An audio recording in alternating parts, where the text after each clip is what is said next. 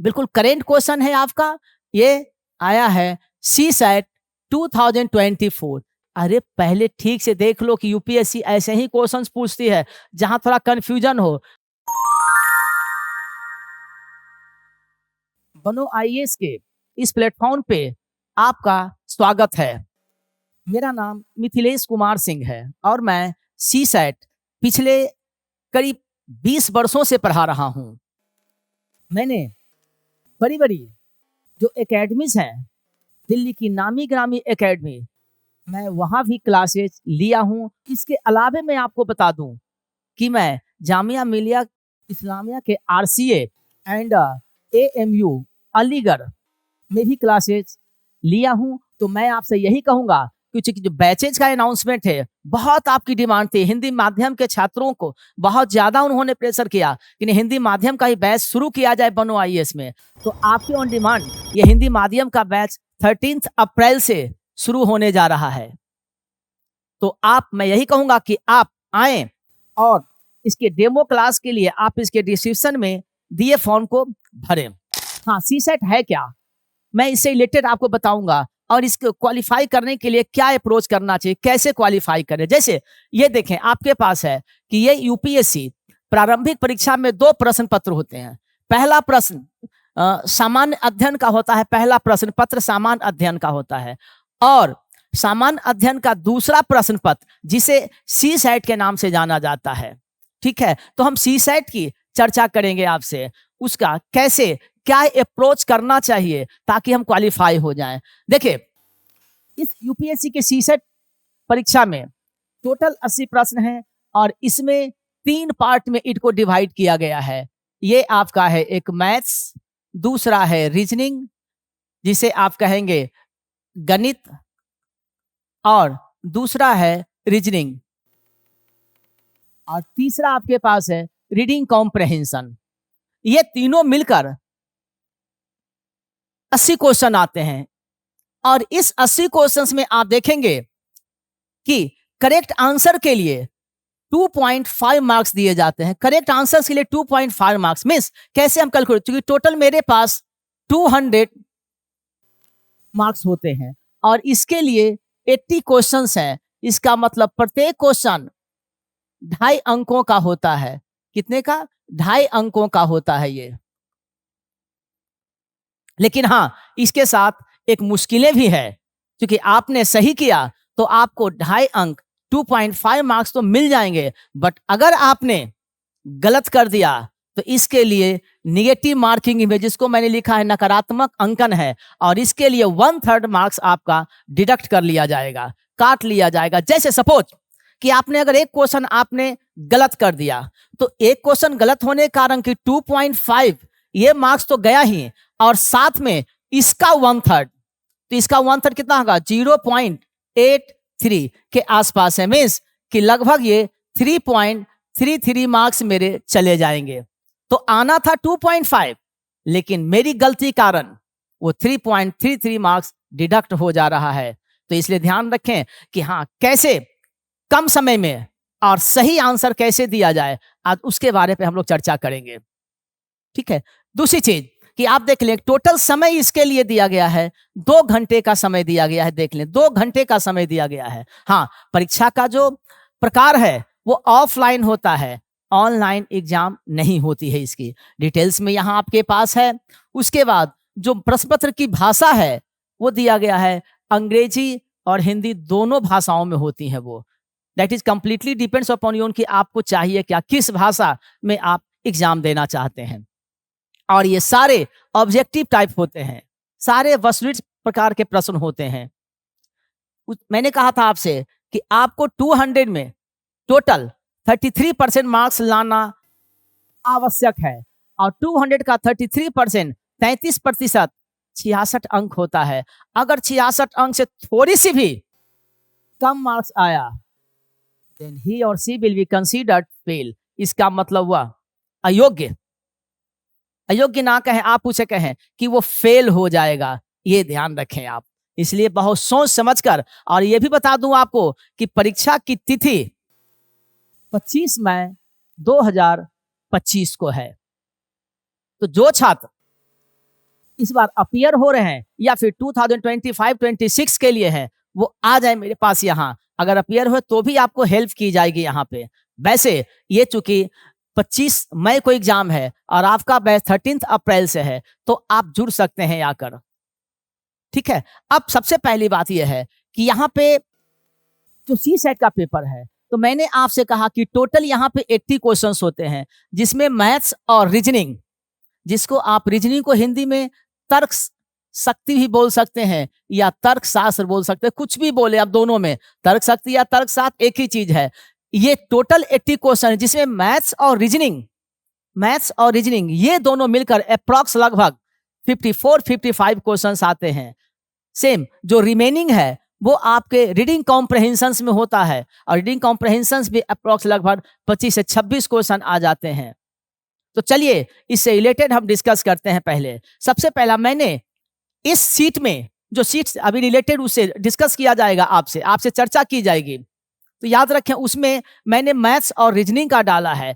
कुछ क्वेश्चंस मैंने वो भी डाले हैं जो प्रीवियस पेपर का है, ताकि उससे आप जज कर पाए कि हाँ किस तरह का क्वेश्चन आता है और कैसे उसका जवाब देना चाहिए। याद रखेंगे जो क्वालिफाई करने के लिए 66 मार्क्स लाना है। हाँ, लोग कहते हैं कि मुझे आउट ऑफ 80 28-29 क्वेश्चंस अगर आपने करेक्ट कर लिया, 28 ही करेक्ट कर लिया, तब तो आप पास हो जाएंगे। लेकिन इसकी क्या गारंटी कि हम सारे के सारे करें और करेक्ट हो जाएं। इसलिए मैं यही कहूंगा कि आप बहुत सूझबूझ के साथ सोच समझकर, जब आपको पूरा ट्रस्ट हो कि नहीं ये मेरा आंसर सही है, जो मैं कर रहा हूं सही है, तभी आप ठीक करें उसका। चलिए इस पर रिलेटेड मैं डिस्कस करता हूं कि कैसे हम लोग कर सकते हैं ये। जैसे सबसे पहला कि मैंने कुछ क्वेश्चन इसमें नंबर सिस्टम, जो कि हिंदी में संख्या पद्धति के नाम से जानी जाती है, कुछ मैंने समय और काम, टाइम और वर्क से भी डाला है क्वेश्चन उसमें।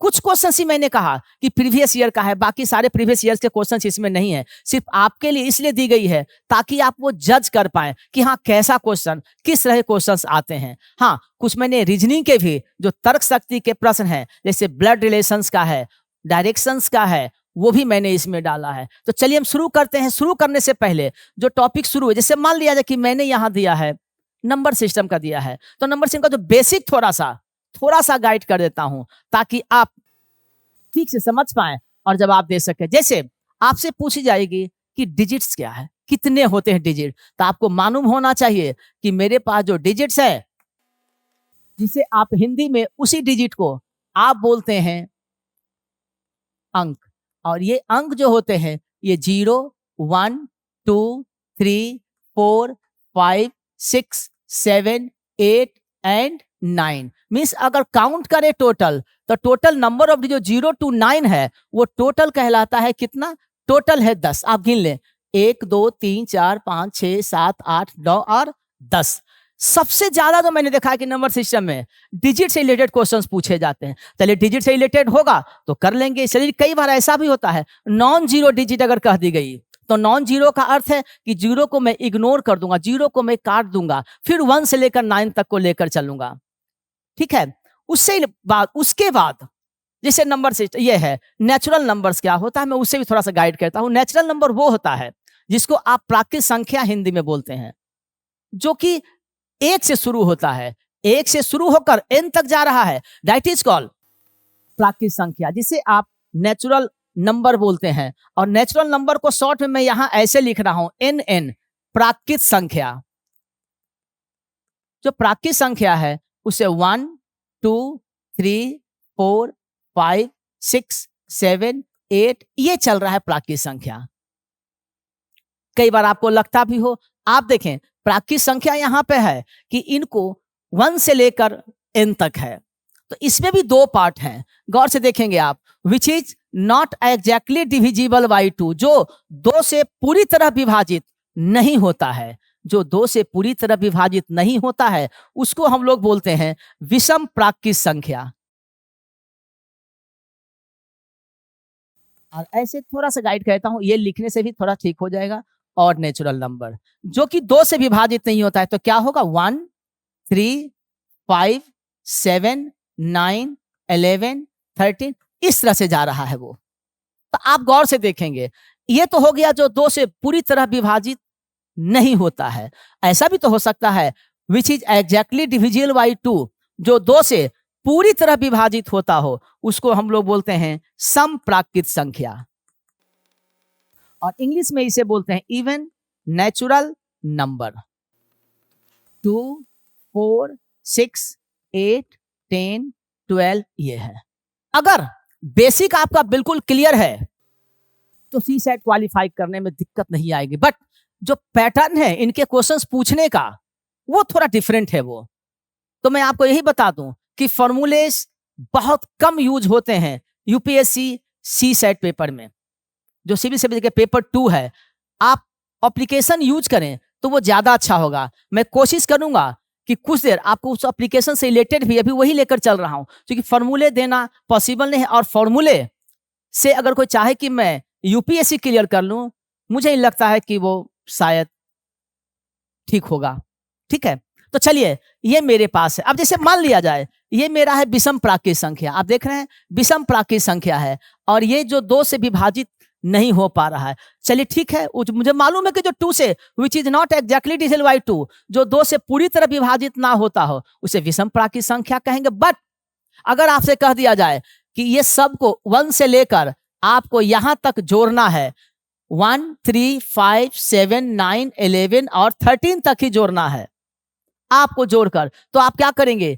1, 3, 4 प्लस 5 प्लस 7, ये पॉसिबल नहीं। इस तरह से अगर हम एग्जाम में करेंगे तो बहुत मुश्किलें आएंगी। ये तो मैं 13 दिया, हो सकता है 99 तक भी आपके पास हो सकता है 71 तक हो, तो क्या करेंगे ऐसे केस में? आप देखें, कुछ नहीं करना है, 1, 2, 3, 4, 5, 6, 7 और डायरेक्ट इसका स्क्वायर कर दें। कितना हो जाएगा 7 का स्क्वायर? 49। तो ये आपका समय बच जाएगा। मैं इसीलिए कर रहा हूं, फॉर्मूले नहीं, आप एप्लीकेशन के थ्रू चले। अब जैसे यहां पे कहा गया आपके पास इवन, गौर से देख लें, और नंबर का मैंने बता दिया। अब इवन नंबर की चर्चा करेंगे। इवन नंबर में है, सपोज कि मुझे मालूम है कि विच इज एग्जैक्टली डिवाइड 2, जो 2 से पूरी तरह विभाजित होता हो, तो तय है कि 2, 4, 6, 8, 10, 12 यही होगा। 2, 4, 6, 8, 10, 12, 14 यही चलेगा। लेकिन अगर इसको जोड़ने की बात कही जाए तो लोग प्रायः क्या करते हैं, 2 को कॉमन लें, ब्रैकेट में लेने के बाद फिर जो कॉमन टर्म्स है उसको लें, देन फिर ऐड करें। यह संभव नहीं है। गौर से देखिए, 1, 2, 3, 4, 5, 6, तो कितना है 6, और 6 को नेक्स्ट नंबर से मल्टीप्लाई कर दे, यही आपका आंसर आ जाएगा। तो ये एप्लीकेशन अगर यूज करना आप जान जाएंगे तो आपकी मुश्किलें आसान हो जाएगी। बहुत सारी चीजें ऐसी है। सपोज जैसे मान लिया जाए, ये तो मैंने दिया है डिजिट्स का दिया, विषम संख्या, समप्राकृत संख्या, ये सब मैंने बताया। आपको पता होना चाहिए कि ये बहुत बड़ा पार्ट है। जैसे होल नंबर्स, तो होल नंबर्स को भी कहा जाता है पूर्णांक, लेकिन वहां पता है कि नेचुरल नंबर्स में जो आपके पास प्राकृत संख्या है वो 1 से स्टार्ट होता है, लेकिन जो होल नंबर से जो पूर्ण संख्या है वो प्राय 0 से स्टार्ट हो जाता है। दोनों में ये फर्क है। तो चलिए हम लोग शुरू करते हैं। एक और थोड़ा सा बता दूं आपको, तो बीच बीच से बहुत सारी चीजें आ जाती है, नहीं यही बता दो यही बता दो, धीरे धीरे लेकर चलेंगे। अभी अब गौर से देखें आप, यहां में जो मैं देख रहा हूं कि ये तो हो गया, लेकिन कई बार ऐसा भी तो हो सकता है कि आपसे पूछा गया प्राइम नंबर क्या है। अब प्राइम नंबर, तो प्राइम नंबर मुझे पता है कि प्राइम नंबर को ही हिंदी में अभाज्य संख्या बोलते हैं। अभाज्य संख्या वो होता है, अभाज्य संख्या भी पहले जो बुक्स आती थी हम लोग समय में, उस समय रूट संख्या भी लिखी रहती थी, याद करें। मीन्स कि which is exactly divisible by itself, और 1 जो एक या अपने आप से विभाजित होती हो।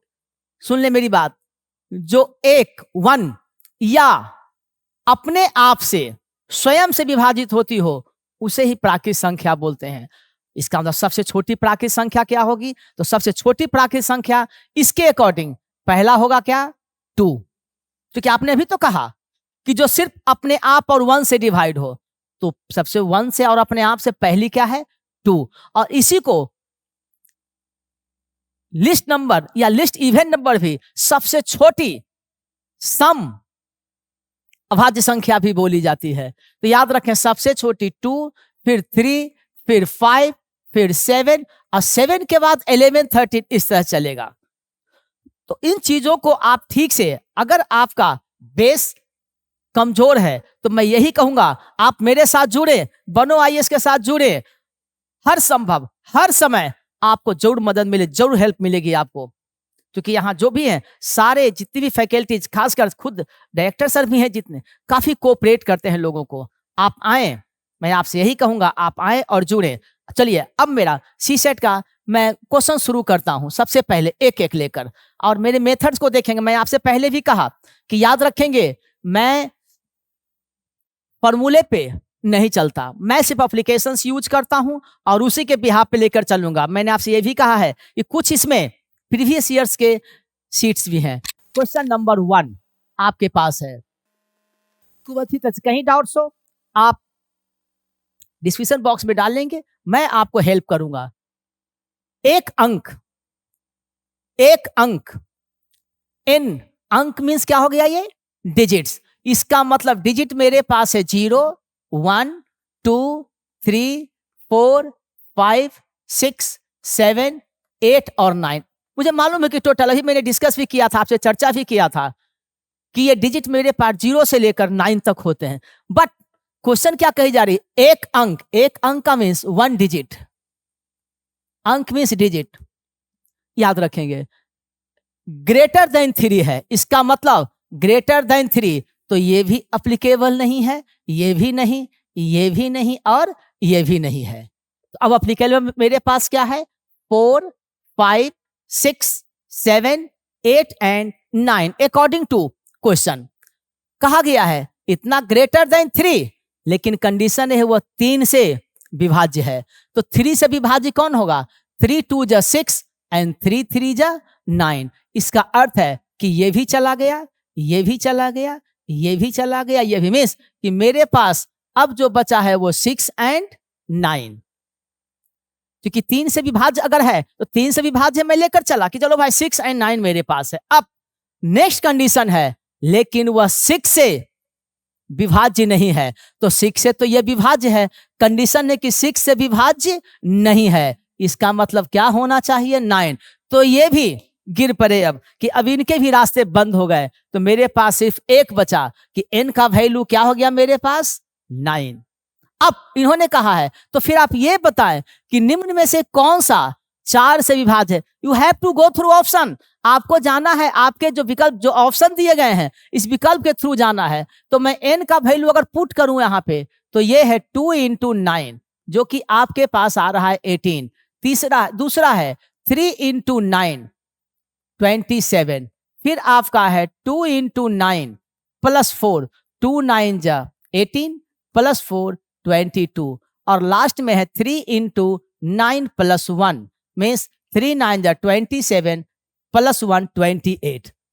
अब आपसे कहा गया कि ये 4 से कौन सा विभाज्य है, तो 4 से 18 डिविजिबल नहीं है, 27 भी डिविजिबल नहीं है, 22 भी नहीं है, लेकिन जो डी ऑप्शन है ये आंसर 28 आ रहा है। आफ्टर कैलकुलेट करने के बाद 28 आ रहा है, मीन्स कि 28 इज द रियल आंसर, क्योंकि ये 4 से इनके कंडीशंस के अकॉर्डिंग ये 4 से पूरी तरह डिविजिबल है, तो मेरा आंसर क्या हो जाएगा, डी आ जाएगा।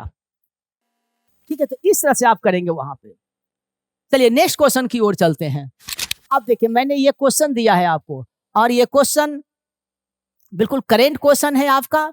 ये आया है सीसैट 2024, यूपीएससी सीसैट 2024, बिकॉज 25 का तो आपको पता ही है कि 25 मई को होने जा रहा है, तो अभी तक सीसैट 2024 के बाद नहीं हुआ है, और ये क्वेश्चन सीसैट 2024 का है। मैं एक बार आपको पढ़कर सुनाता हूं कि एक व्यक्ति 1 जनवरी 2023 को 1 रुपये की बचत करता है।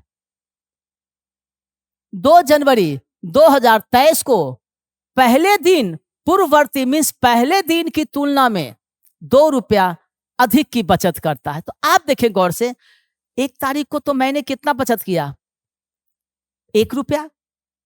उसके बाद 2 तारीख को पहले दिन मतलब 1 तारीख से 2 रुपया ज्यादा किए, इसका मतलब 2 तारीख को कितना किया मैंने, 3। फिर उसके बाद कहा गया है, और यह क्रम आगे भी जारी रहता है, तो याद फिर 3 जनवरी को उसने फिर 2 रुपया पहले दिन की तरह किया। मीन्स कहना यह चाह रहा है कि 1 जनवरी को मैंने किया 1 जनवरी को मैंने किया यहां पर 1 रुपया किया, ठीक है। उसके बाद 2 जनवरी को मैंने पहले दिन के अपेक्षा 2 रुपया ज्यादा किया, इसका मतलब मैंने कितना किया? 3 रुपया। फिर इसके बाद 3 जनवरी को मैंने इससे 2 रुपया ज्यादा किया, इसका मतलब जो मेरे आंसर होंगे मैंने कितना किया? 5 रुपया। फिर इसके बाद 4 जनवरी को मैंने किया फिर इससे 2 रुपया ज्यादा, तो कितना हो गया ये? 7 रुपया। तो अब गौर देखिए कहां तक मैं चलूं, कहां तक मुझे आप ले जाएंगे। आपने ये कहा है कि 3 जनवरी 2023 को पहले दिन की तुलना में, और यही क्रम आगे भी जारी रहता है। तो बहुत सारे लोग ऐसे होंगे पूरा लिखेंगे। अब कहा गया तो किस तारीख के अंत में उसकी कुल बचत एक पूर्ण वर्ग होने के साथ साथ एक पूर्ण घन भी होगी। अब आप सोचें, पूर्ण वर्ग होने के साथ साथ एक घन भी होगी, मीन्स वर्ग प्लस क्यूब दोनों होना चाहिए। तो आपके जो यहां पे है 4 ही ऑप्शन तो है ऐसा, क्या करेंगे आप? क्या पूरा लिख कर चलेंगे? नहीं, अगर आप पूरा लिख कर चलेंगे तब तो ये सरकार गिर जाएगी, फिर टाइम लगेगा। जैसे यहां पे चलेंगे तो मैंने अभी आपसे डिस्कस किया था, आपसे कि आप ये देखें गौर से, ये क्या रहा है 1 3 5 7। एक और कर लेता हूं ताकि आपको कंफ्यूजन ना हो, कहीं प्राइम नंबर तो नहीं है। तो अगला कितना हो जाएगा फिर? 9 रुपीस होगा। इसका अर्थ है कि 1 3 5 7 9 मैं ऐसा करूंगा 1 3 मुझे लाना है किसी तरह से कि ये स्क्वायर और क्यूब होना चाहिए, घन होनी चाहिए, तो 64 ही है मेरे लिए बहुत अच्छा ऑप्शन। अब 64 लाने के क्या करें, कितना मैं ऐड करूं पता नहीं, लेकिन मुझे पता है 1 2 3 4 5 6 7 8। अगर यहां पे करेंगे तो 8 का ये स्क्वायर मेरे पास 64 आ जाएगा। आपको 64 ही तो लाना है, तो क्या करेंगे 1 3 5 7। अगर मैं चलूं कैलकुलेट भी करूं 9 11 13, तो यहां कितना हो जाएगा? 15। आप खुद देखें, तो ये अगर मैं ऐड करूं तब तो बहुत मुश्किलें आएंगी। बेटर ये है कि मुझे पता है कि 64 लाना है, और सम ऑफ द ऑड नंबर, विषम प्राकृत संख्याओं का योग, मैंने कहा है कि सबको जोड़कर आप डायरेक्ट वहां स्क्वायर कर दें, आपके आंसर आ जाएंगे। यहां देखें 1 3 4 5 9 16 25 36 36 और 13 49 एंड प्लस 15 64। तो ये समय आपका अगर आपके पास है, ये एप्लीकेशन के थ्रू आपने अगर कुछ सीखा है, तो हम क्या करें, मुझे पता है 64 लाना है, कहां तक चलेंगे? 64 8 का स्क्वायर है, हम डायरेक्ट 1 तक चलेंगे, मेरे आंसर आ जाएंगे, और आंसर मेरा क्या हो जाएगा। तो ये करने की आवश्यकता भी मुझे नहीं पड़ेगी। आपके सामने है क्वेश्चन, देख लिया आप। तो मुझे पता है कि अगर हम 8 तक जाएंगे तो स्क्वायर होगा, 1 से शुरू है तो हम डायरेक्ट टिक कर देंगे इस पे कि चलो मेरा आंसर भी 8 जनवरी होगा। अदरवाइज धीरे धीरे चलेंगे, 1 2 जनवरी 3 जनवरी 4 जनवरी 4 5 6 7 ऐसे चलेंगे, 1 जनवरी 2 जनवरी 3 जनवरी 4 जनवरी 5 6 7। उससे भी अगर आगे कुछ और होता क्वेश्चंस में तो क्या हम ऐसे ही चलेंगे पैदल? नहीं, मुझे पता है कि अगर उसने जो कहा है तो सम ऑफ ऑड नंबर जो मेरे पास है, विषम प्राकृत संख्याओं का योग, हम डायरेक्ट उसका स्क्वायर करके आंसर दे देंगे, और यही मेरा आंसर होगा 8 जनवरी। चलिए नेक्स्ट क्वेश्चन। अब देखिए कई बार ये भी, क्योंकि ऐसे ऐसे क्वेश्चंस भी आ जाते हैं, अब चूंकि यहीं पे आपको मैं गाइड कर देता हूं ताकि आप आराम से कर सकें। नियम यह है कि किसी भी, कोई भी, एनी नंबर मीन्स कोई भी 3 अंकों वाली संख्या, ठीक से सुन ले मेरी बात, कोई भी 3 अंकों वाली संख्या अगर उसकी पुनरावृत्ति मीन्स रेपिटेशन अगर 2 बार हुई हो, सुन ले ठीक से, कोई भी 3 अंकों वाली संख्या की पुनरावृत्ति अगर 2 बार हुई है, लगातार 2 बार हुई है, तो वह 7 11 और 13, 7 से भी, 11 से भी और 13 से डिवाइड होता है। जैसे मान लिया जाए आपके पास कहा गया ये 3 अंकों का, ये मान लिया जाए मेरे पास है ये, जैसे मान लिया 3 अंकों की संख्या, कोई भी 3 अंकों की संख्या, जैसे 2 3 5 2 3 5, निश्चित रूप से अगर आप डिवाइड करेंगे तो ये संख्या निश्चित रूप से किससे डिवाइड होगा? 7 11 एंड 13 तीनों से होगा। 2 3 5 क्या? 5 5 6 5 5 6, ये 3 डिजिट नंबर रेपिटेशन हुआ है 2 बार, और भी कर सकते हैं आप 1111111, ये भी होगा। मीन्स 3 अंकों वाली संख्या का अगर 2 बार रेपिटेशन हुआ है तो वह 7, 11 एंड 13 ये तीनों से डिवाइड होगा। अब यहाँ पे अगर आपको ये जानकारी होती तो आप इजी वे में कर सकते थे कि 7 होगा 11 या 11 13 या 7 13, लेकिन आंसर क्या होना चाहिए? ये तीनों से डिविजिबल है। 7 से भी मैंने क्या कहा, याद रखेंगे 3 अंकों वाली संख्या का अगर 2 बार उसकी रेपिटेशन हुई है, लगातार 2 बार हुई है उसकी पुनरावृत्ति, तो याद रखें कि वो निश्चित रूप से 7, 11 और 13 से पूर्ण रूपेण विभाजित होगी। चलिए अब एक क्वेश्चन यहाँ पे है आपके लिए, कैसे कर पाएंगे आप। इन्होंने कहा है कि योग है, योग का अर्थ होता है सम, और सम मीन्स यहाँ आपने क्या कर दिया है, एस उन्होंने दिया है, ठीक है। SUM सम का ही योग, सम को ही योग कहा जाता है हिंदी में। आपसे कही गई है कि ये जो सम है मीन्स एस, ये कहा गया x plus Y plus Z के संबंध में निम्नलिखित कथनों पर विचार करें, जहां x, y और z अलग अलग भिन्न भिन्न डिफरेंट अभाज्य संख्याएं हैं, जिनमें से प्रत्येक 10 से कम है। तो हम 10 से कम ले लेंगे। क्या है मेरा अभाज्य संख्या? मुझे पता है कि मेरा जो अभाज्य संख्या, जिसको इंग्लिश में प्राइम नंबर बोलते हैं, और अगर 10 से कम लेंगे तो 10 से कम क्या होगा? पहला 2, 3, 5, 7, बस, क्योंकि और जरूरत ही नहीं मेरे पास है। आपने कहा कि 10 से कम होनी चाहिए, लेकिन वह सारे के सारे क्या हो? प्राइम नंबर हो। अब कंडीशन आपके पास है कि s बराबर x plus Y plus Z, लेकिन यह भी सुन लें इन्होंने क्या बोला है? अलग अलग, मीन्स डिफरेंट, भिन्न, सेम कोई नहीं चलेगा। अब यहां पे कही गई है x y z, तो मान लिया जाए मैं यहां लेता हूं 2, एक बार 2 लेता हूं, 3 लेता हूं, 5 लेता हूं, ये जो मैंने देखा ये आ रहा इतना। अगेन दूसरा भी लेता हूं आपके सामने, फिर है x plus Y plus Z, इस बार मैं ले रहा हूं 2 प्लस 5 प्लस 7, ये आ गया 14। एक बार और लेकर चल रहा हूं, x यही लास्ट होगा क्योंकि इससे ज्यादा होगा नहीं। एक मैं लेकर चलता हूं 3 प्लस 5 प्लस 7, या 7 प्लस 5 प्लस 3, जो भी आप कर ले। तो यहां पे जो मैं देख रहा हूं मेरे पास यही इतना बन पा रहा है। ये भी क्वेश्चन देखिए शायद 2024 का ही है, तो अगर मेरा ये क्लियर है तो मुश्किलें आसान होगी मेरी। सबसे पहला उन्होंने कहा है कि ये s का इकाई अंक, यूनिट प्लेस किसको बोलते हैं? सबसे लास्ट वाले। जैसे मान लिया जाए अगर यहां पर दिया गया 2, 5, 6, 9, तो ये कहलाता है इकाई का स्थान। इकाई, दहाई, सैकड़ा और हजार, इसका जो पहला सबसे दाईं तरफ होगा उसी को हम बोलेंगे इकाई अंक बोलेंगे।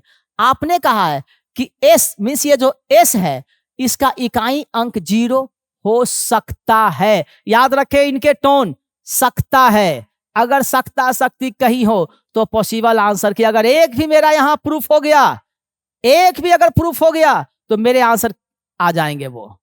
ये इसने नहीं कहा है एस का इकाई अंक 0 है, हो सकता है।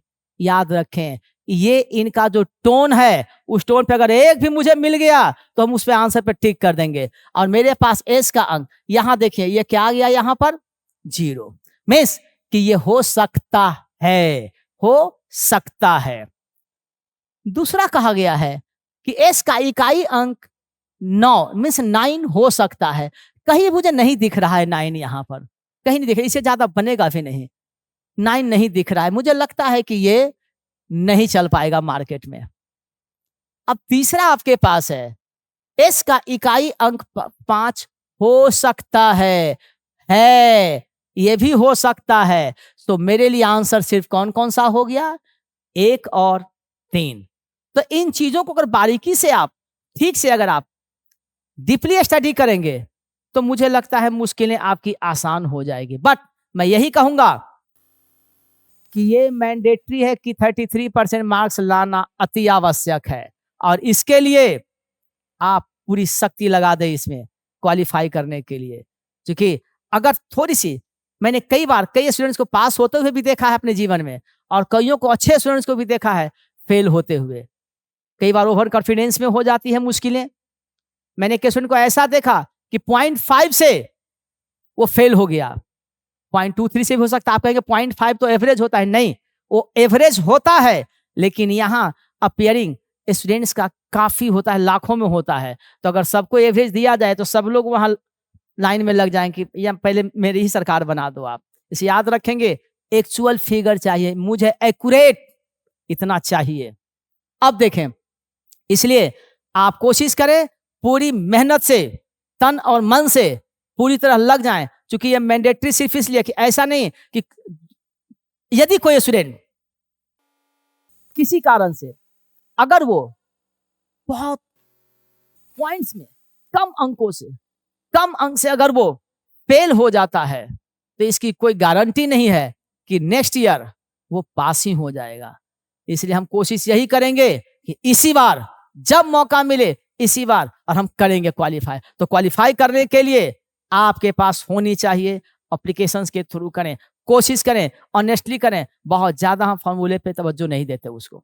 इसलिए मैं कहता हूं, आए आप मेरे साथ जुड़े, बनो आईएएस में जुड़े, आकर जितना मैक्सिमम होगा कोऑपरेट किया जाएगा, और बाकी यहां ऑनेस्टली एफर्ट की जाती है, बिल्कुल ईमानदार प्रयास किया जाता है, ताकि सिलेक्शन में मेरा रोल एक अलग हो जाए, बिल्कुल डिफरेंट हो जाए और लोगों से, और हुआ भी है। चलिए नेक्स्ट, अब ये यहां पर है। अब बताइए इसको भी हम लेकर चलें। ये भी 2012, मैंने कहा था ना कि कुछ ऐसे क्वेश्चंस हैं जहां डाउटफुल है, वो मैंने उस सीट को यहां डाल दिया है ताकि आप देख सकें। आपके पास यहां पर है कि 260 पृष्ठों की एक बुक को, एक पुस्तक को संख्याकित करने के लिए प्रयुक्त होने वाले अंक 5 की संख्या कितनी है। एक चीज आप याद रखें, ऐसे ही क्वेश्चन ये तो भी यहां आया है यूपीएससी 2024 में, यूपीएससी 2021 में भी डिफरेंट टाइप के क्वेश्चंस आए थे इसे, क्योंकि सारे क्वेश्चंस को तो आज मैं दे नहीं सकता था। इसमें आप देखेंगे 2019 में भी यूपी पीसीए से भी ऐसे क्वेश्चन आए हैं। तो ये जानना बहुत जरूरी है। बट थोड़ा सा आपको मैं गाइड कर दूं, 1 से लेकर 100 तक या 101 से लेकर 200 तक अमूमन आप चेक करेंगे तो ये 20 होता है। तो 20 अगर होता है तो याद रखेंगे कि मैं अगर 260 ये है मेरे पास, और 260 के लिए अगर लेकर चलते हैं तो मेरे पास 1 से लेकर 100 तक किस अंक को बोला है, अंक 5। ये कितने हो जाएंगे, 20। अगर हम 101 से लेकर चलेंगे या इससे पहले तक 101 से चलें कहां तक, 200 तक, तो ये भी 20 होगा। 201 से लेकर चलेंगे 300 तक, ये भी 20 होगा। लेकिन आपने 300 नहीं कहा है, आपने कहा है कितना, 260 तक। इसका अर्थ है कि यहां पे मैं टोटल अगर लेकर चलता हूं तो मेरे पास कितना हो जा रहा है, 60। तो बहुत सारे तेज सारे स्टूडेंट्स होंगे, बहुत सारे, वो फटाफट कहेंगे लगा दो डी पे आंसर, लगाना दो डी पे आंसर, वो भी तेरा डी पे लगा देगा आंसर। इसलिए याद रखेंगे, आप रीड करें ठीक से कि मेरे पास टोटल 260 है, और अगर 260 है 300 तक नहीं जाना है मुझे। तो आपने कहा 5 की बात है, तो क्या क्या हो गया आप खुद देखें, 265 है, 275, 285, 295, बिकॉज 260 से ये ज्यादा है, मुझे 2 से, चूंकि मैंने ये टोटल लेकर चला है 300 तक। जब 260 के बाद जितने 5 वाले होंगे मैं उसे क्या करूंगा, कट, तो कितना माइनस करूंगा। तो ये सब मेथड आपको यूज करना पड़ेगा, अदरवाइज आप एग्जाम हॉल में अगर ये लिखना शुरू करेंगे तो मुश्किलें आपकी बहुत बढ़ जाएगी और शायद दिक्कतें हो जाए। तो आपने देख लिया कैसे करना, मैं आपको यही बताया 2021 2019 यूपी पीसीएस में ऐसे क्वेश्चन यूपीएससी में फिर इस बार दे दिया है 2024, इस बार मींस कि 2024 में दी गई है। तो थोड़ा सा करें, ईमानदार प्रयास करें, बहुत हेल्प मिलेगा। आए आप, ये भी क्वेश्चन है, मैंने वो भी डाल दिया 2024 का, ताकि आप डिफरेंट टाइप के क्वेश्चंस को आप देख सकें। आपके पास कहा गया है, एक प्रश्न दिया गया है। देखने में कितना बड़ा क्वेश्चन है। कई बार लोग सामने वाले को देखते हैं तो कहते हैं अरे बहुत ताकतवर होगा, बट ऐसा नहीं है। आप देख लें, देखने में कितना है, बहुत बड़ा क्वेश्चन है, लेकिन अगर थोड़ी सी सोच आप अपनी ठीक करेंगे तो शायद ये देखने के बाद ही आप आंसर दे देंगे।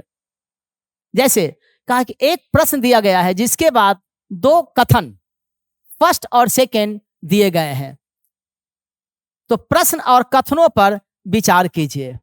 प्रश्न और कथनों पर विचार कीजिए।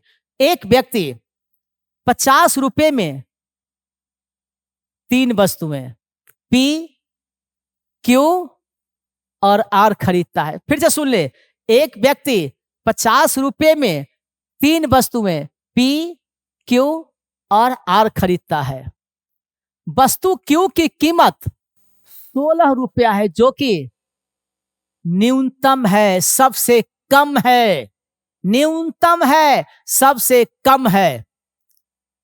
अरे वाह, पी क्यू आर 50 रुपया में 3 वस्तुएं आपने खरीदा है, पी क्यू और आर, और आप कह रहे हैं कि सबसे कम क्यू की कीमत है, जो कि सबसे कम है और वह 16 रुपया है। तो अब यह क्वेश्चन पूछ रहा है, तो बता दे मुझे कि वस्तु पी की कीमत क्या है। तो आप बता दें वस्तु पी की कीमत क्या है। आप देखें गौर से, आप देखें मेरे पास है पी क्यू प्लस आर, और ये मेरे पास टोटल कितना है 50। आपने कहा है कि क्यू का वैल्यू, क्यू की जो कीमत है वो 16 रुपीज है। इसका मतलब मैंने यहां वैल्यू पुट कर दिया और ये मेरे पास आ गया 50। मीन्स कि अब P प्लस आर ये दोनों मिलकर ये हो जाएगा 50 माइनस 16, जिसका वैल्यू होगा 34। P और Q दोनों मिलाकर 34 है। तो बहुत सारे लोग मैंने क्लास में देखा है कई बार, सर 17 कर दे, क्यों कर दूं? क्यों? पहले आप कंडीशन देखें क्या है। आप कहेंगे कर दे, मैंने कहा नहीं, मैं रखूंगा, सारे 15 रख दूंगा, सॉरी ये 16.5 रख दूंगा और दूसरे को रख दूंगा 17.5। हाँ, तो मेरी बात मान लें आप, तो ये गलत हो जाएगा, क्योंकि अब यहां कहा गया है कि P की कीमत R की कीमत से अधिक नहीं है। P की कीमत R की कीमत से अधिक नहीं है। अरे इसका मतलब आप ऐसे सोचें, P R से बड़ा नहीं है, R की कीमत से अधिक, P R से बड़ा नहीं है। दूसरा कथन कर रहा है R की कीमत P से अधिक नहीं है, R P से बड़ा। अरे P R से बड़ा नहीं है कह रहा है, R का नाम मैं P से बड़ा नहीं हूं। इसका अर्थ है कि अब तो दोनों भाई एक ही चीज हो सकता है ना, कि अगर एक कंडीशन ये भी तो हो सकता है ना कि मैं कहूं मैं आपसे बड़ा नहीं हूं, तो मैं या तो आपसे छोटा हूं या फिर बराबर हूंगा, यही हो सकता है ना। तो यहां पर उसने कहा कि मैं तुमसे बड़ा नहीं हूं, कहा मैं तुमसे बड़ा नहीं हूं, इसका मतलब दोनों इक्वल हो जाएंगे, तय है। अब हम कह सकते हैं यहां पे कि तू भी 17 एंड तू भी 17, और तब ये दोनों मिलकर सरकार बना लेगा। मीन्स कि अब देखें ये तब जाकर ये हो पाएगा 17 प्लस 17। नहीं तो आप कहेंगे नहीं मैं तो पहले ही बोला था। जी नहीं, आपने बोला था कि 7 मान ले 17, मैं नहीं मानूंगा, मैं 16.5 मान लूंगा और एक को 17.5 मान लूंगा। तो आप रोक सकते हैं तो रोक लें मुझे। इसका मतलब वो इनके कंडीशन है कि मैं तुमसे अधिक नहीं हूं, वो कहता है मैं भी तुमसे अधिक नहीं हूं, इसमें हम दोनों बराबर हैं। तो मेरा आंसर क्या हो जाएगा? अब कहा गया है प्रश्न का उत्तर दोनों में से अकेले एक कथन का प्रयोग कर दिया जा सकता है, नहीं दिया जा सकता है। प्रश्न का उत्तर अकेले किसी भी नहीं दिया जा सकता है। प्रश्न का उत्तर दोनों कथनों का एक साथ प्रयोग कर दिया जा सकता है, क्योंकि हम दोनों को जब मिलाएंगे इन दोनों को तभी बात बनेगी। और मेरा आंसर क्या हो जाएगा? सी इज द करेक्ट आंसर। ये भी नहीं हो जाएगा। ओके, चलिए थोड़ा टाइम एंड वर्क पे भी लेकर चलता हूं, देखते हैं कितने लोग कर पाते हैं। क्वेश्चन कर रहा है यदि समान क्षमता के 15 पंप एक टंकी को 7 दिनों में भर सकते हैं, तो उस टंकी को 5 दिनों में भरने के लिए कितने अतिरिक्त एडिशनल पंप की आवश्यकता पड़ेगी? अब आप गौर से देख लें, क्वेश्चन कर रहा है इक्वल कैपेसिटी का है, 15 पंप एक टंकी को 7 दिनों में भर सकता है। एक टंकी को 7 दिनों में भर सकता है 15 पंप, ठीक है।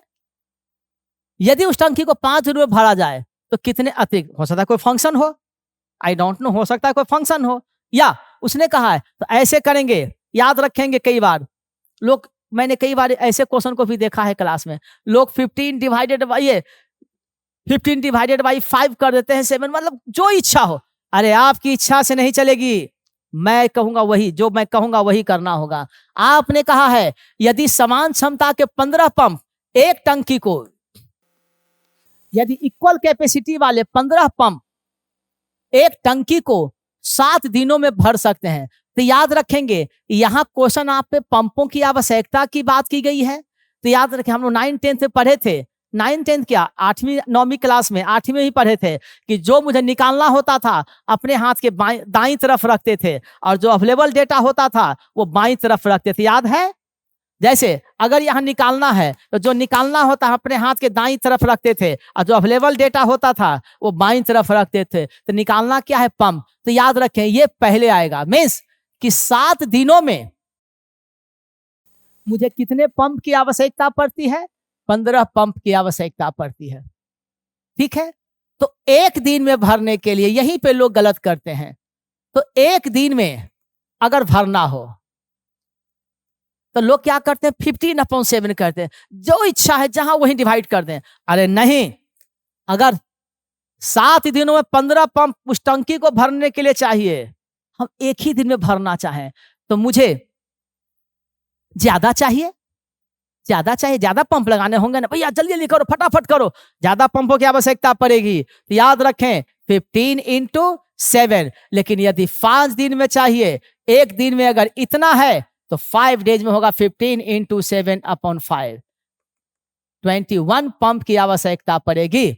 तो फटाफट लोग क्या करेंगे, इसके बावजूद भी लोग गलती पे गलती करते हैं, फटाफट आंसर 21 लगा देंगे।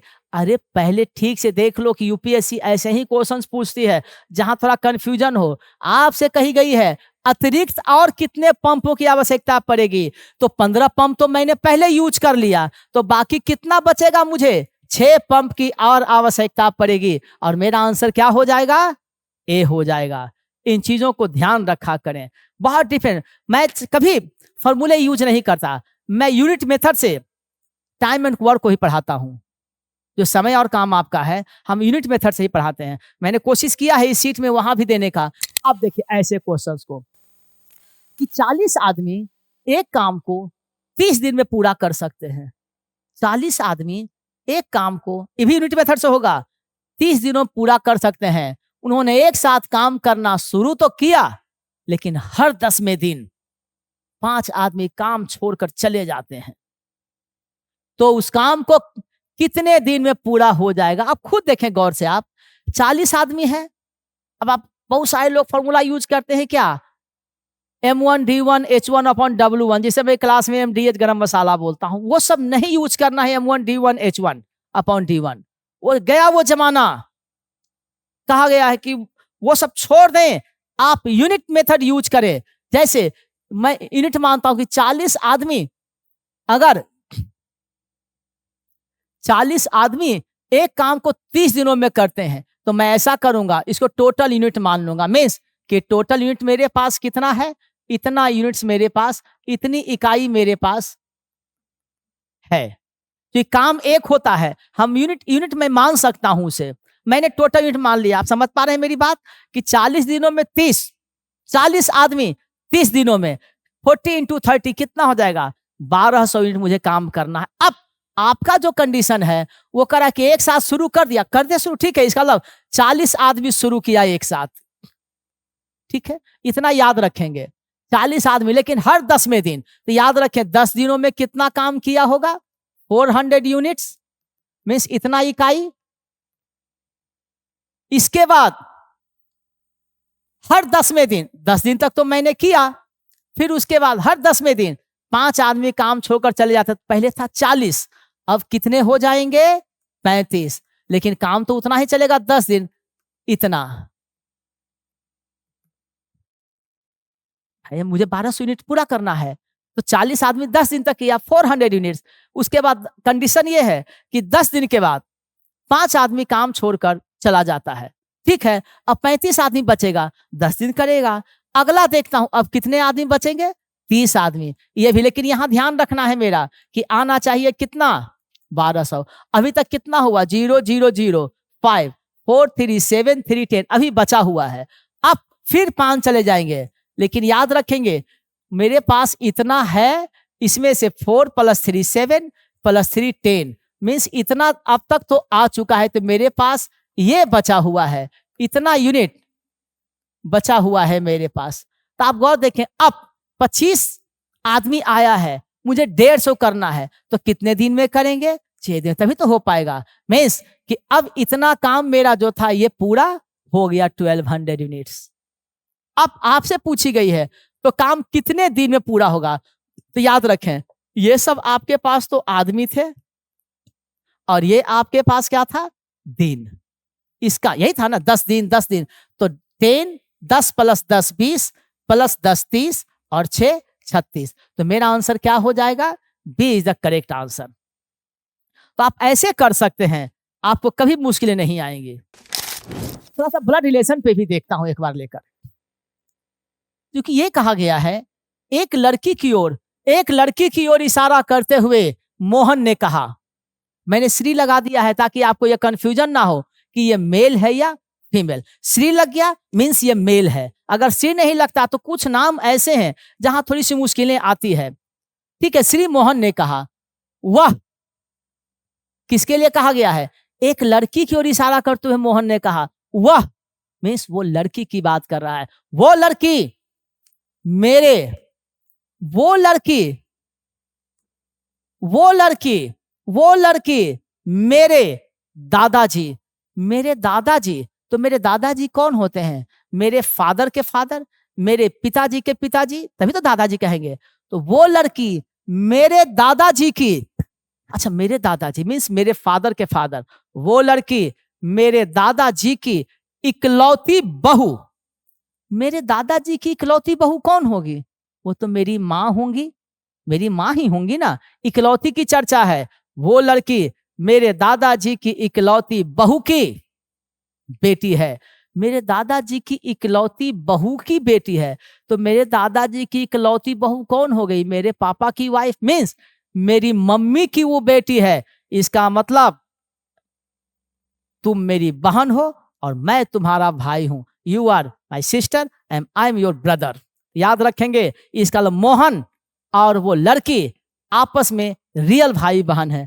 क्वेश्चन ये पूछा है तो मोहन उस लड़की का क्या लगता है, तय है मोहन उस लड़की का रियल ब्रदर होगा, और रियल ब्रदर का अर्थ है अपना भाई होगा। ठीक है, देख लें, अगर कोई डाउट हो तो पूछ लिया करें। चलिए नेक्स्ट ये देखें, एक और लेता हूं ब्लड रिलेशंस का। मैंने कहा था ना कि इस सीट में मैंने कुछ ब्लड रिलेशन डाला है, मैंने कुछ डायरेक्शंस भी डाला है, एंड देन कुछ नंबर सिस्टम के, मैथ्स के, कुछ टाइम एंड वर्क का, ताकि आप जज कर सके कि हाँ कैसे यहां पढ़ाई जाती है, कैसे टीचर हैं। ठीक है, मैं इतना जरूर कहूंगा कि आप आए और अच्छी तरह से हम लोग के साथ जुड़े, बहुत अच्छा रहेगा। 6 व्यक्तियों ABCD E और F के परिवार के सदस्यों के बीच निम्नलिखित संबंधों पर विचार करें। पहला, पुरुषों की संख्या महिलाओं के बराबर होती। एक चीज याद रख, जब भी ऐसे क्वेश्चंस हो, टोटल कितने मेंबर्स है मेरे पास, 6, और आपने कहा है पुरुष की संख्या महिलाओं की बराबर है, तो प्रायः मैं क्या करता हूं, पुरुष को मेल को प्लस लिखता हूं और महिला फीमेल को माइनस। आपकी मर्जी, आप चाहे पुरुष को माइनस कर दें और महिला को प्लस कर दें, that is completely depends upon you. ये सब आप पे निर्भर करता है, बट अमूमन मैं यही मानकर चलता हूं। तो याद रखेंगे, मान लिया जाए आपने कहा है कि 3 पुरुष और महिलाएं तीनों बराबर हैं, मीन्स ये मैंने कर दिया, ताकि अगर कभी किसी क्वेश्चन में कहीं पर अगर मुझे डाउट्स हो कि मुझे वो जेंडर पता नहीं चल पा रहा है, वो क्या सेक्स है पता नहीं चल पा रहा है, लेकिन सपोज कि मेरे टोटल 6 मेंबर्स हैं और मेरे पास आउट ऑफ 6 3 फीमेल मिल गई हैं, 3 बाकी मेल का पता नहीं चला, तो मुझे पूछना नहीं है किसी से 3 फीमेल मिल गई, जबरन तीनों को मेल के लिए मैं वहां पे प्लस कर दूंगा, या 3 पुरुष अगर मिल गए हैं तो वहां पे जबरन मैं तीनों को फीमेल पे माइनस वहां पे सिंबल डाल दूंगा। या ऐसा भी तो हो सकता है कि 4 मिल गए 2 नहीं, तो देख लेंगे 4 मिल गए मीन्स जिसका कोटा पूरा हो गया, बाकी रिमेनिंग को जो बचा हुआ है उस पर उनके हम सिंबल डाल देंगे कि मेरा काम बन जाएगा। अब देखें दूसरा इससे रिलेटेड ये होता है कि आप अपने घर पे भी देखते होंगे, मेरा बेटा मेरी बेटी वो कहाँ बैठेंगे, मेरे पैरों के पास ही बैठते हैं, घर पे भी होता है ना ऐसा। तो ऐसी स्थिति में देखेंगे ये तो कोटा पूरा हो गया मेरा। अब आपसे कही गई है ए और ई एफ के पुत्र है, तो एफ का पुत्र है मीन्स ए और ई। तो आप गौर से देखिए, मैंने अभी आपसे कहा था कि अगर वो मेल है तो प्लस देंगे, आपने क्या कहा है ये पुत्र है, तो मैंने यहां पे क्या किया प्लस, यहां भी प्लस, तो ये पुत्र है, ठीक है, यहां तक कोटा पूरा हो गया। लेकिन एफ का जेंडर मुझे अभी तक नहीं मिल पाया है, मां भी हो सकती इनकी या इनके फादर भी हो सकते हैं। चलिए आगे देखते हैं ये कहना क्या चाह रहा है। डी यहां पे है, डी 2 मीन्स एक लड़का और एक लड़की की मां, हमें तो 2 बच्चों कर दें, 2 बच्चों मीन्स कि एक लड़का और एक लड़की की मां है। अच्छा, तो ऐसा भी लगता होगा मन में, कह रहे डी को 2 बच्चे हैं, एक लड़का और एक लड़की, लेकिन अगर कभी आपके मन में ये हो जाए कि मैंने देखा ही नहीं कि लड़का है लड़की, तो आप जबरन शादी कराना चाहेंगे एफ से। मैं भी गया एफ के पास कि भाई डी से शादी करो, बोला एफ नहीं, डी बोली कि मैं एफ से शादी नहीं करूंगी क्योंकि इसको 2 बेटा है, दोनों बेटे हैं, जबकि डी कह रही कि मुझे एक बेटा और एक बेटी है, इसलिए हम एफ से शादी नहीं करवा पाएंगे। कोशिश थी कि ऐसा लग रहा था कि डी इनकी वाइफ हो सकती है, लेकिन एफ जब खुद 2 बच्चे दोनों बेटा है उनका, तो डी ने साफ कहा कि नहीं मुझे एक बेटा और एक बेटी, तो उसी से मैं समझ गया कि इसकी शादी एफ से नहीं हुई होगी। अब आगे चलते हैं, लेकिन अगर ये तय है कि एक लड़का और एक लड़की है तो कुछ देर तक लगता है कि जरूर मैरिड होंगे। ये देखता हूं, इसको भी इस रूट को बीजी कर दे, बाद में मिलेंगे इससे। बी ए का पुत्र है, बी सन है किसका, ए का, ठीक है। अब लगता है कि इसका सन है, मेरे पास टोटल मेंबर्स हैं 6, 1 2 3 4, अगर 2 मिल जाए तो हो सकता है मेरे काम बन जाए। मैं यहां पे देखता हूं कि अगर इनका बेटा है और इसने कहा कि डी एक लड़का एक लड़की है, तो हो सकता है कि डी से इसकी शादी कराकर देखते हैं, तो ये हो जाएगी वाइफ और ये हो जाएंगे हस्बैंड। मैंने डब्ल्यू और एच किया, लेफ्ट साइड वाले वाइफ एंड राइट में प्लस, इसलिए मैंने हस्बैंड कर दिया। अब आप गौर देखेंगे तो इनको तो एक बेटा एक बेटी, तो जो बच गया 1 2 3 4 5 ए बी सी बच गया है। अब देखें बेटा है तो ये क्या हो जाएगी, ये बेटी। अगर ये नहीं भी जेंडर पता चलता तो मुझे मालूम है कि मेरे पास 1 2 3 मेल आ चुके हैं, तो जो बाकी बचा मैं उसे फीमेल का सिंबल डाल दूंगा 1 2 और यहां भी हो जाएगा। अब देखें आपके पास है क्वेश्चन, इस परिवार में शादीशुदा के एक जोड़े हैं, मिल गया, इनके बारे में पता नहीं है, दिया नहीं गया, लेकिन है बच्चे हैं 2 तो है, लेकिन वो है नहीं उनका नाम। मेरे पास ये शादीशुदा का एक जोड़ा जिसका बिल्कुल क्लियर दिख रहा है डी और ए के बीच में, तो कहा गया ए बी और सी सभी महिलाएं हैं, ए बी और सी, ए बी पुरुष है ये महिला, सो ये गलत है। ए डी का पति है, ए डी का पति है, ये बिल्कुल करेक्ट है। ई और एफ बी के बच्चे हैं, ये कभी हो नहीं सकता। डी एफ की बेटी है, नहीं, डी एफ की बेटी नहीं, डी एफ की बहू है, इसका मतलब ये भी नहीं हुआ। इसने कहा है 6 सदस्यों P Q R S T और यू वाले 2 पीढ़ियों के एक परिवार में 3 पुरुष और 3 महिलाएं हैं, 2 विवाहित जोड़े और 2 अविवाहित भाई बहन हैं। यूपी की पुत्री है और क्यू आर की सासू माँ है, सास लिखी गई है, सासू माँ इज्जत से बोले। टी एक अविवाहित पुरुष है और एस एक पुरुष है। अब गौर से देखेंगे ये क्वेश्चन सी सैट 2020 में आया है, मैं इसे भी लेकर चलता हूं। 6 सदस्यों वाली है जिसमें P Q R S T और यू, ये आपके पास है। आपसे कहा गया है दो पीढ़ी वाली है, दो पीढ़ियों वाली मीन्स 2 जनरेशन। मैं हूं मेरा बेटा बेटी, या मैं हूं मेरे फादर मदर, यही हो सकता है। अगर मेरे फादर और मेरे बच्चे होंगे तो वो 3 जनरेशन का हो जाएगा। But question is saying that, ये कह रहा है कि यहाँ पे 2 पीढ़ियों वाली है, इसके लिए मैक्सिमम 2 जनरेशन तक ही जा पाएंगे। एक 3 पुरुष, यहां भी कहा गया 3 पुरुष और 3 महिलाएं हैं। हटा दें इसको। अब यहां देखें, आपसे कहा गया है 2 विवाहित जोड़े हैं। ध्यान देंगे, यहां शादीशुदा के 2 जोड़े हैं, मीन्स एक हस्बैंड एक वाइफ, नेक्स्ट की हस्बैंड उसकी wife, means 2 husband and 2 wives, 2 पति और 2 उनकी वाइफ हो जाएगी पत्नी। 2 विवाहित जोड़े हैं और 2 विवाहित भाई बहन। ठीक है, पहला यहां शुरू करते हैं लिंग से। यू पुत्री है किसकी? पी की। यू पी की बेटी है, ठीक है, लेकिन यू पी की बेटी है। पी उनकी मदर भी हो सकती है और फादर भी हो सकते हैं। चलिए, अब आपके पास है और क्यू आर की सासू माँ है। अब क्यू आर की सासू माँ है, मुझे पता है कि ये सिर्फ 2 जनरेशन की ही बात है, तो यहीं पे होंगे सासू माँ, क्योंकि यही जनरेशन चलेगा आगे। और आपसे कही गई है कि क्यू आर की सासू माँ है, मीन्स फीमेल होगी। और अगर आर की सासू माँ है तो याद रखें, अगर सपोज मैं हूं क्यू, तो मैं अगर सासू माँ हूं तो मेरी बहू भी हो सकती, मैं उनकी भी सासू माँ हो सकती हूं, या अगर मैं सपोज फीमेल हूं, या अगर मेरा दामाद है तो उनका भी हो सकता हूं। तो ऐसी स्थिति में सासू माँ का 2 रोल हो जाता है, बेटा के पक्ष से भी या बेटी के पक्ष से भी। बेटा के पक्ष से होंगी तो उनकी बहू होगी, बेटी के पक्ष से होगी तो उनके दामाद हो जाएंगे। अब यहाँ पे 2 ही जनरेशन है। मैंने इतना कर दिया है कि अगर ये माइनस है तो अपने आप, क्योंकि ये 2 पीढ़ियों वाली है और ये हस्बैंड और वाइफ हो जाएगी। ये अब कहा गया है, बस मेरे पास आ गए कौन कौन, ये मिल गए, ये मिल गए, ये मिल गए, चलिए जेंडर नहीं, ये मिल गए, ये दोनों बच गया है।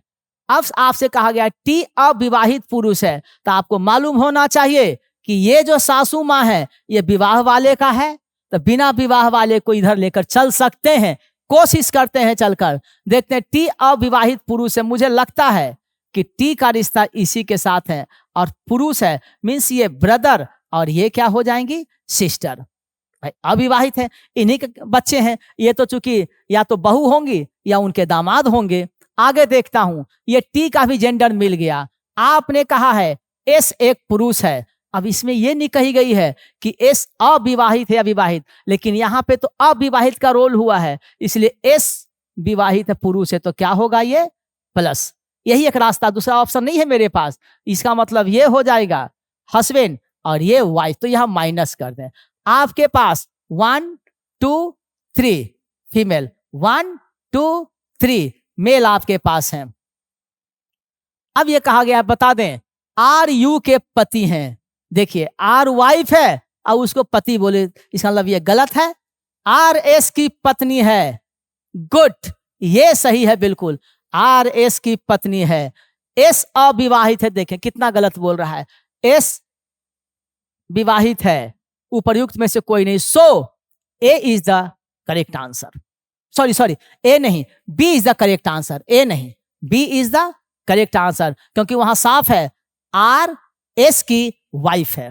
और मैं आपको दोबारा एक बार याद दिला दूं कि ये 13 अप्रैल से ये हिंदी माध्यम ऑन आप लोगों के ही डिमांड पे शुरू किया जा रहा है, क्योंकि बहुत सारे स्टूडेंट्स ऐसे थे जो बार बार आकर यहाँ कहे थे कि सर हिंदी मीडियम भी शुरू कर दें। तो डायरेक्टर सर ने कहा कि चलो जब लोग कह रहे हैं तो आ जाएं, आप जुड़े। जो भी आपके इर्द गिर्द हों, जिनको जानकारी नहीं है उनको आप बता दें कि बनो आईएएस में हिंदी मीडियम की भी क्लासेस शुरू हो रही हैं, और वो 13 अप्रैल 2025 से है।